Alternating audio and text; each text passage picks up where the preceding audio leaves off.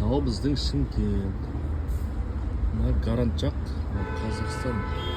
Оңтүстік Қазақстан мемлекеттік педагогика университетінің қарамағысы.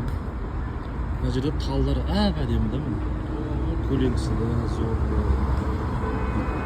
Мына жерде енді Гарантқа келіп телефонымыз жағдайы бойынша. Бұл жерде отыратын орындық таппады ғой, бірақ мына жер енді әдемі. Көлеңкі болып отырасың, зор да. Бұл жерде машиналар кірмейді, ешнәрсе де жоқ, только адамдар жүреді, велосипедтер жүреді. Бірақ бұл жерде мұз, мына жерде бірақ орындық тұр да. Мына жерде бірақ орындық тұр. Мына жерде көп адам жүреді, үшінші.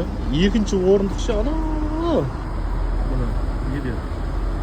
Қалғанда біз сияқты тұрады. Остановканың жанында.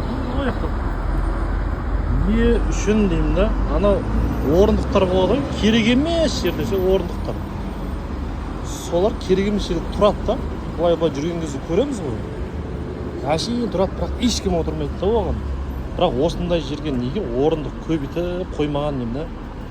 Көп қойса, мына адамдар мысалы, мына адамдар тұр да, мына отыратын орындық жоқ. Біз де тұрмыз қазір, мына жерде күтіп тұрмыз да. Бұл жерде движение бар жерде, движение бар, адам көп болған екен, орындық көп болса әдемі болады да. Зор болады, бәрі о деп рахаттанып, тірлігін бітіріп кетеді да. Солай не дейсіздер сіздер, қалғандарыңыз?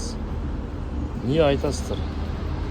Менікі дұрыс па, дұрыс емес па білмеймін. Мен енді айтуым бойынша мен ішімнен шыққан сөзді айтып жатырмын да. Осындай болған дұрыс деп өзім таңдауымды айтып жатырмын. Енді сіздер айтып жіберіңіздер комментарияға.